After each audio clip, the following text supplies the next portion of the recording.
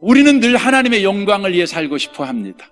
자신에 대한 불평과 불만을 우회적으로 신앙의 힘을 빌려서 그렇게 포장하는 것이죠. 그러나 여러분 아주 정직하게 한번 계산을 해보시면 좋겠습니다. 여러분, 우리 중에 누가 좀 더 잘나서 하나님께 도움을 줄 수 있을까요? 여러분, 여러분이 돈을 많이 벌면 하나님께 도움 될까요? 여러분 한번 생각을 해보세요. 여러분, 방해가 될 뿐입니다. 여러분, 하나님 혼자 일하는 게 제일 좋습니다.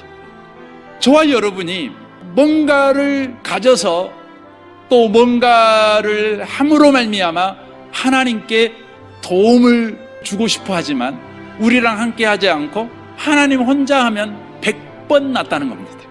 여러분, 여러분하고 하나님이 함께 걸어가면 하나님이 천천히 걸으셔야 됩니다.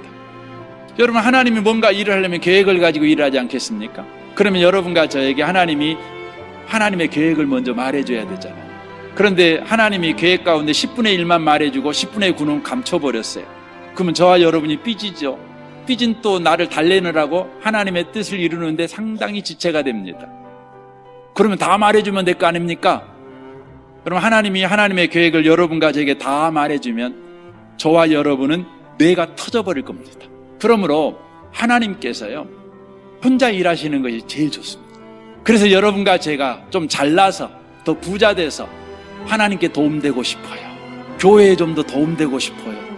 여러분, 그런 말 하지 마십시오. 그런데 놀라운 것은요, 하나님이 우리를 쓰십니다. 어떻게 쓰십니까? 좀 더 잘할 때까지 기다려갖고 쓰십니까? 아닙니다. 하나님은 현재의 우리를 쓰십니다. 지금의 우리만큼 가지고도 하나님은 얼마든지 바로 이길 수 있는 하나님이시기 때문에 그렇습니다.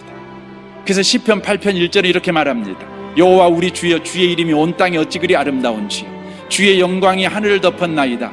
주의 대적으로 말미암아 어린 아이들과 젖먹이들의 입으로 권능을 세우시며 이는 원수들과 보복자들을 잠잠하게 하려 하심이니라 라고 말씀합니다.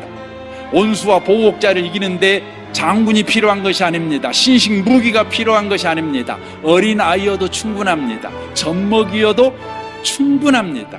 혹시 여러분 가운데 나 어린 아이입니다, 젖먹입니다, 이런 분 계십니까? 우리 주님이 말씀합니다. 괜찮아, 충분해 라고 말씀합니다.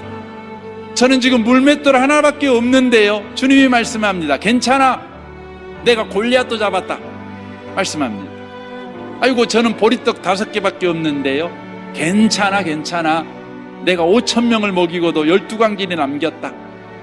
충분해. 현재의 너로 충분해.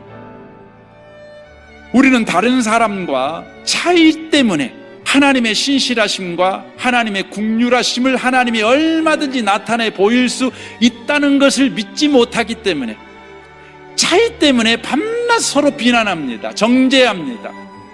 내 마음에 들게 상대방을 무릎 꿇게 해서 문제를 해결하고자만 듭니다. 그러다 보니 밤낮 고함치다가 밤낮 인상 쓰다가 세월을 다 보내버립니다. 이게 우리의 인생인가?